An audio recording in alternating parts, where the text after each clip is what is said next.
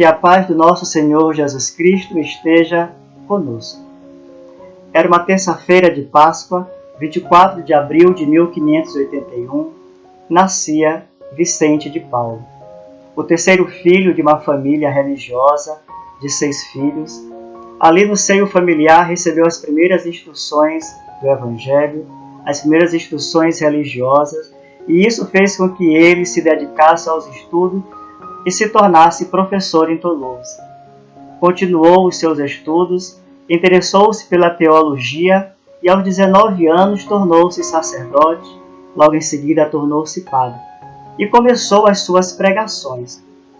Uma senhora viúva, que sempre ouvia as pregações de Vicente e sabia da sua história, da sua pobreza, deixou uma herança para Vicente. Essa herança estava nas mãos de um comerciante em Marsella. E Vicente vai até Marsella para buscar essa herança, que estava formada por dinheiro e algumas propriedades. Só que na volta dessa viagem, no navio, este navio que Vicente de Paulo estava foi atacado por piratas turcos e ele foi feito prisioneiro. E uma vez prisioneiro, ele foi vendido primeiramente para um pescador, passou tempo com aquele dali, logo em seguida ele vendeu para um químico. Esse químico faleceu e ele passou a ser propriedade do sobrinho desse químico, que futuramente o vendeu para um fazendeiro. E depois de todas essas histórias tristes, começa o desfecho da história de Vicente de Paulo. Esse fazendeiro havia sido católico, mas com medo da escravidão, adotou a religião muçulmana como a sua identidade religiosa. Ele era casado com 3 esposas, e uma delas era turca. E veja que Vicente de Paulo nunca se abateu com a sua vida, de sofrimento até então. Ele nunca desistiu de se evangelizar, nunca desistiu de elevar a sua esperança, de manter a sua fé, e ele cantava o tempo todo. E essa esposa muçulmana desse fazendeiro resolveu conversar com Vicente para saber o que era aquilo que ele cantava. E ela ficou encantada com a história de Vicente de Paulo e logo foi cobrar do seu esposo por que ele tinha feito aquilo e por que tinha abandonado uma doutrina que era tão cheia de amor, tão cheia de caridade. E aí ela combina com ele e eles tramam uma fuga para Vicente. E logo Vicente se sente livre e ele volta novamente às suas pregações, se torna padre, continua trabalhando em prol do Evangelho, levando a palavra de Jesus. E aí eis que o rei Henrique IV, sabedor de que ele tinha uma presteza muito grande aos pobres, e que a sua esposa, a rainha Margarida de Valois, tinha esse trabalho de caridade, ele logo chama Vicente de Paulo para auxiliar a sua esposa. E aí Vicente de Paulo continua o seu trabalho voltado para a caridade. E aí ele fazia visita aos pobres nas ruas, levava alimento, roupas, ele visitava os enfermos dos hospitais, tudo em nome da rainha. Mas existia um propósito muito bonito, muito grande, dentro da missão de Vicente de Paulo. Ele tinha uma necessidade muito grande de satisfazer aquelas pessoas que estavam ausentes dos olhos da sociedade, que estavam isentas de benefícios sociais, mas ali estava ele fazendo um trabalho em nome da rainha. Um trabalho que ele gostava, um trabalho onde ele se dedicava e levava a luz do Evangelho para aquelas pessoas sofridas. E eis que depois disso ele vai trabalhar nas galés. Então todos aqueles que estavam na galés, que eram as penas da galés, chamada naquela época, todos os condenados, eles pagavam pena dentro da marinha. Porque a marinha naquela época tinha poucos colaboradores, principalmente para o remo. Então era muito fácil pegar aqueles condenados de justiça para trabalhar no remo da Marinha Naval. E eis que mais uma vez está ali Vicente de Paulo, lutando por aquelas pessoas deserdadas, tentando levantar o ânimo, e ele era contra tudo aquilo. E assim ele começa a fundar a sua confraria da caridade, como sempre foi chamado. E ao longo do tempo, ele foi montando.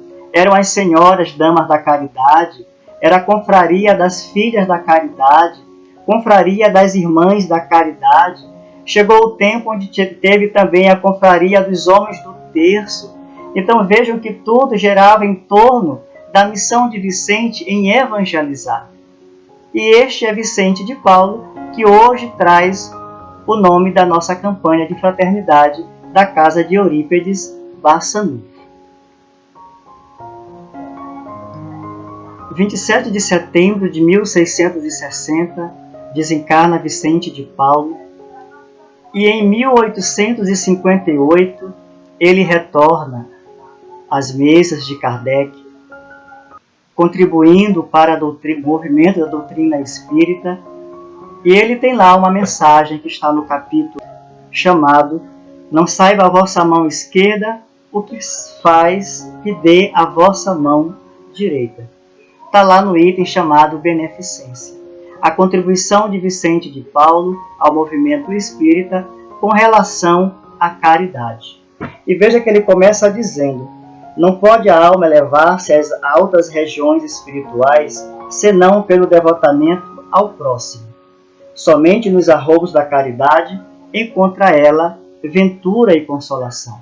Então Vicente de Paulo, que experimentou da caridade durante toda a sua vida, durante todas as suas pregações religiosas, que consolou o sofrimento dos homens, levando a palavra de Jesus, ele retorna agora nos trazendo para nós espíritas e todos aqueles que se interessam pelas mensagens dos espíritos, que a gente se debruce sobre a caridade.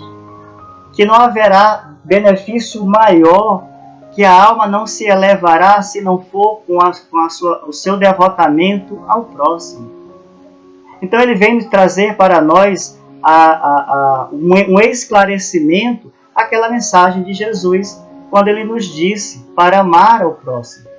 Vicente de Paulo era o homem mais perfeito para trazer esse ensinamento junto ao Evangelho segundo o Espiritismo, para que a gente pudesse compreender, porque ele teve a experiência própria. Ele sabe o que esperou por ele no plano espiritual. A sua compensação, que muitas das vezes nós estamos fazendo caridade e querendo a recompensa aqui mesmo, né? Querendo a gratidão daquele que nós fazemos, e ele vem nos alertar que a recompensa está nos céus. É de lá que virá a nossa recompensa. Mas desde que a gente faça esse trabalho de caridade com amor, com coração, com a devoção que ele sempre pregou. Cumprido esse dever, abrir-se-vos-á o caminho da felicidade eterna.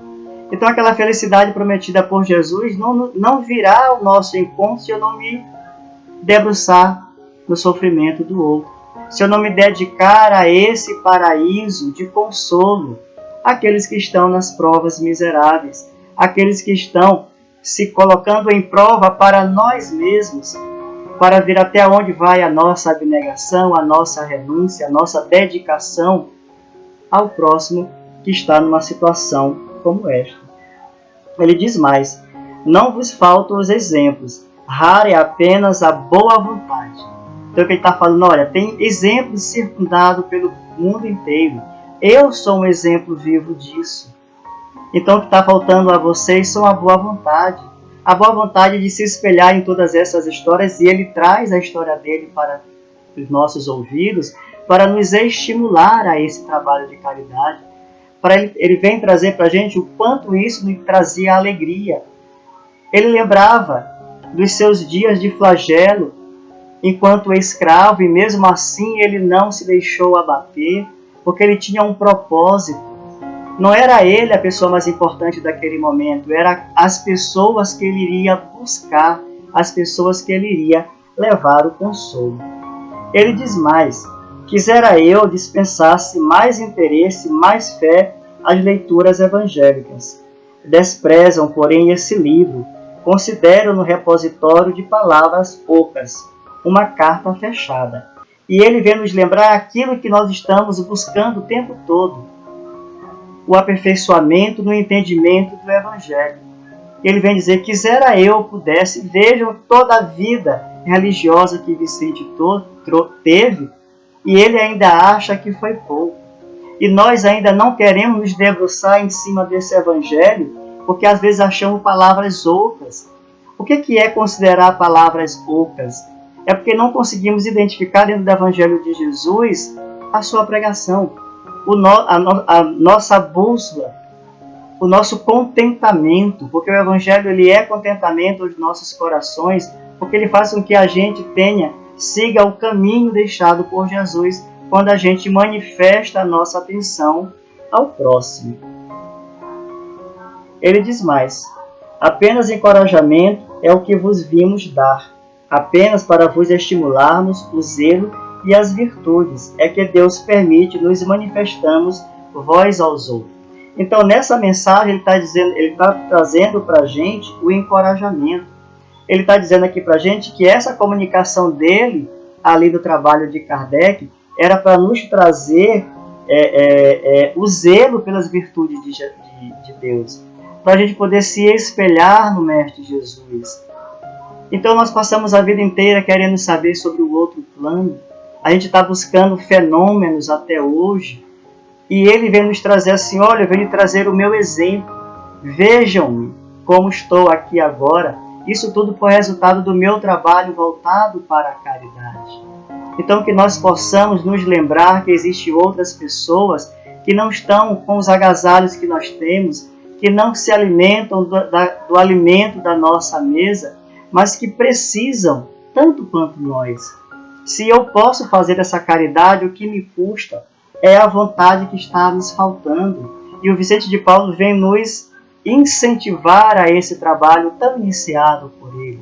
Vejam que na sua época, quantos grupos sociais se formaram, todos conduzidos por eles, todos aprendidos por eles. Então todo mundo começou a querer fazer o trabalho de Vicente de Paulo. E nós hoje aqui na Casa de Eurípides, nós temos esse trabalho que fazemos todos os anos. São famílias que nós vamos dar assistência, são parceiros que nós vamos buscar para trabalhar conosco. É o nosso trabalho de rua que infelizmente hoje está limitado por conta da pandemia que vivemos, mas isso era para testar a nossa perseverança. É para saber que nós estamos dispostos para cumprir essa campanha sempre, independente de qualquer coisa que nos aconteça. Claro que mantendo todas as medidas de sanidade, de saúde. Mas nós precisamos voltar os nossos olhos. Nada pode fazer com que nós cruzemos os nossos braços. Vicente de Paulo não cruzou os seus braços. Não seremos nós que vamos fazer também. Ele diz mais, a caridade é em todos os mundos a eterna âncora de salvação. Ele vem trazer os mundos. Então, se a gente está pensando que caridade é algo específico nosso, ele vem dizer que não, em todos os mundos é a âncora de salvação. Eu estou buscando a minha salvação, eu estou buscando a minha redenção, então que eu espelhe Vicente de Paulo, que eu vá buscar na minha redondeza, nas minhas proximidades, o próximo. Quem é o meu próximo? Não é aquele que pode me retribuir com alguma coisa que eu fizer a ele, mas é alguém que vai sentir-se bem ao ponto de eu levar esse benefício a ele. E que não me importa se ele vai ser grato ou não. Está lá uma outra mensagem chamada benefícios adquiridos com a ingratidão. Às vezes as pessoas se tornam ingratas para conosco, diante daquilo que a gente faz para elas, mas na verdade Deus está tentando nos ensinar a perseverança, para saber realmente qual é o meu principal objetivo lutando com aquela caridade. Eu estou fazendo pelo coração, eu estou fazendo pelo amor, ou eu estou fazendo pelo simples reconhecimento. Então veja que até a ingratidão ela está no campo da caridade para me fazer continuar, não desistir e até mesmo ser o termômetro do meu objetivo, do meu sentimento enquanto ajudar aquele próximo. Ele diz mais, qual o coração dissociente, bastante perverso, para recalcar em si e expulsar esse sentimento todo divino. Então ele disse que ninguém vai expulsar esse sentimento. Quem é essa pessoa que, com o coração ciente disso, vai fazer pouco caso da caridade? Nós precisamos estar atentos para isso. Nós precisamos declinar o nosso coração para esse tipo de trabalho. E ele vem nos dizer mais: não ouso falar do que fiz, porque também os espíritos têm pudor de suas obras. E aqui ele vem traçar a humildade para a gente. Ele traz o exemplo dele aqui como um incentivo, mas ele alerta que ele não vai falar dele. Ele está sendo humilde, porque ele disse que os espíritos também têm pudor de suas obras. Ele está dizendo assim para a gente: olha, faz a tua caridade em silêncio. Busca fazer o teu auxílio em silêncio. Não faz as tuas propagações. Isso, claro, para ponderar isso diante do nosso orgulho. Ele está falando assim: é claro que a gente vai fazer, nós estamos aqui tentando buscar parceria, tentando sensibilizar os corações, mas para auxiliar e não fazer com que a gente apareça, porque na verdade quem aparece nesse trabalho é Jesus à nossa frente. É Ele que está nos utilizando como instrumento para esse trabalho de caridade. Mas o Vicente de Paulo nos chama a atenção para isso, que cada um de nós que debruçar os braços sobre a caridade, que a faça com humildade, que não busque esse reconhecimento, que não busque essa valorização de si mesmo. Valor merece é o trabalho que eu estou fazendo. A minha compensação, voltamos a falar novamente, ela é do alto. É Deus quem vai olhar o meu trabalho, é Deus que vai reconhecer inclusive o meu pulsar, para sentir se realmente eu estou voltado para esse trabalho maravilhoso. Vejo-os praticando a virtude que eu vos recomendo, com todo o júbilo que deriva de uma existência de dedicação e sacrifício. Imensa dita é a minha, por ver quanto lhes honra o caráter, quão estimada e protegida é a missão que desempenho. Então ele traz aqui o reconhecimento dele, a sensibilização dele para as pessoas que trabalham junto à caridade. São pessoas que trazem para si o benefício, trazem para si o reduto dos benfeitores espirituais, porque eles reconhecem em nossos corações esse trabalho de amor ao próximo, esse trabalho de amor a mim mesmo antes de fazer qualquer coisa, porque eu também sou beneficiado nisso. Então ele vem ver inclusive os nossos sacrifícios, todos os nossos sacrifícios que estão sendo despendidos nesse momento, está sendo visto aos olhos de Deus. E a gente pode fazer a caridade de várias maneiras. Está lá a mensagem do Espírito Protetor, quando ele diz que a caridade pode ser feita pelo pensamento, por palavras, por ação. Então veja, se eu não tenho nada para agir, eu posso levar uma palavra de consolo para alguém.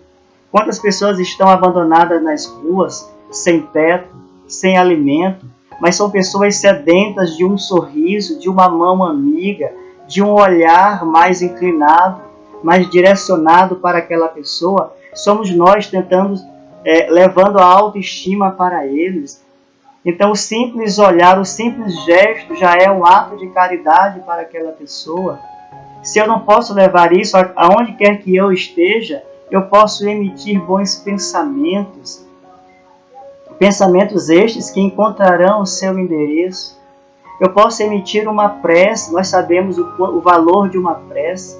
Eu posso centrar as minhas preces voltadas para todas essas pessoas que são usuárias da caridade, os enfermos nos hospitais, os abandonados das ruas, os idosos nos asilos, os órfãos nos orfanatos, os presos.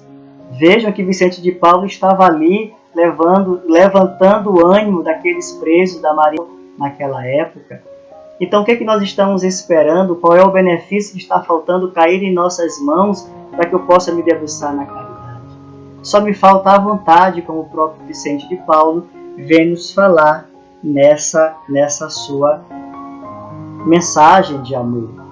Então, que a gente possa se lembrar o tempo todo, existem pessoas ali fora esperando pelo meu trabalho, pela minha obra. que na verdade foi a obra iniciada por Jesus. Jesus veio, selecionou os 12, deu missão a eles, deu missão aos 72. Os 500 da Galiléia, saudosos do Cristo, foram fazer o seu trabalho. E hoje cada um de nós é responsável por esse trabalho de evangelização, por esse trabalho de caridade, por esse trabalho de voltar os olhos àqueles mais necessitados. Quando nós estamos fazendo esse trabalho a eles, é a Deus, é a Jesus que nós estamos atendendo. Como Ele mesmo nos disse, se tu vestiste alguém na rua, foi a mim que tu vestiu. Se tu alimentaste alguém nas ruas, foi a mim que tu alimentaste. Para que a gente possa pensar e refletir qual é o nosso trabalho, qual é o nosso propósito enquanto ser reencarnante. Jesus veio sintetizar toda a sua moral, todos os seus ensinamentos que vieram sendo deixados pelos profetas há tempos.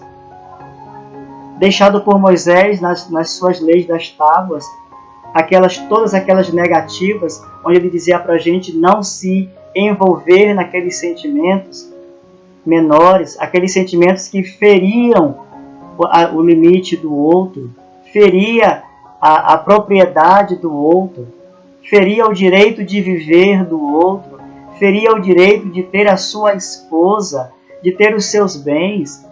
Então Moisés veio e disse, não faça isso, não faça aquilo.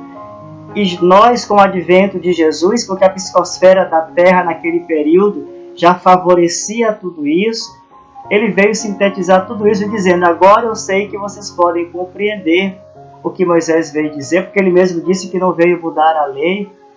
E ele disse, ama a Deus acima de todas as coisas e ao próximo como a ti mesmo.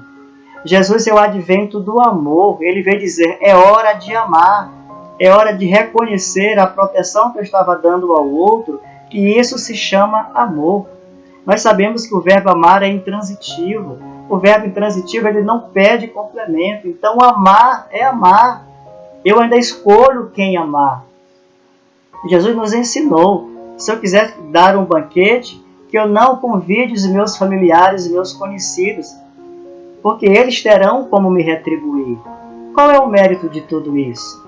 Então é melhor que eu busque lá nas ruas alguém que eu possa levar uma cesta de alimento, alguém que eu possa levar uma veste, alguém que eu possa fazer com que o seu Natal seja, talvez não tão igual ao nosso, mas pelo menos ele sinta a presença de Jesus com eles, pelo simples fato de nós levarmos ajuda material para ele. Porque enquanto estamos envolvidos nesse envoltório carnal, nós precisamos dessa matéria. Mas ao mesmo tempo nós vimos lembrar que eu preciso dedicar o Evangelho. Que eu não leve só essas boas ações, mas que eu lembre Jesus a essas pessoas. Então vejam que é a oportunidade do trabalho de dizer, olha, eu estou aqui contigo, mas Jesus também está presente. Porque Ele veio trazer esta mensagem de luz e de paz. Nós, quando fazemos esse trabalho de caridade, nós estamos levando esperança a essas pessoas tão sofridas, que não têm ideia de até quando viverão dessa forma, ou se terão alguma modificação. Não nos cabe agora julgar e nem levar para Ele prazos, porque nós conhecemos a lei da encarnação. Então a gente leva esperança. Era o que Jesus fez quando subiu ao monte para falar das bem-aventuranças. Ele sabia o que estava falando, ele sabia o que ele precisava consolar naquela época. E esse é o nosso papel hoje. Nós temos que subir até onde eles estão e propagar todo o Evangelho de Jesus. Então a gente leva a esperança. Como é que eu posso levar a esperança? Como é que eu posso esperar que somente os governantes possam fazer os seus papéis? Eu também sou governante. Eu posso fazer alguma coisa emanada de mim mesmo. Eu posso olhar para aquelas pessoas que também são sofridas, que esperam por uma política pública. Eu posso fazer essa política pública também, levando paz, levando amor, levando alimento. Sou eu que vou contribuir para as suas provas, que são provas difíceis, nós sabemos, mas como fazer com que essas pessoas possam se preservar, se manter fiéis, muito embora o seu sofrimento faça com que elas esqueçam de Deus, ou até algumas vezes blasfemem, mas eu sou aquele instrumento que Jesus vai colocar no caminho delas. Elas são aqueles instrumentos que Deus coloca no meu caminho para eu aprender a compaixão, a caridade, a piedade. A piedade, ela é a precursora da caridade. Quando eu entro no campo da caridade, eu já me apiedei de alguém. Então eu preciso sentir essa piedade para que a minha caridade ela seja de coração. Então eu faço o caminho para chegar até a caridade.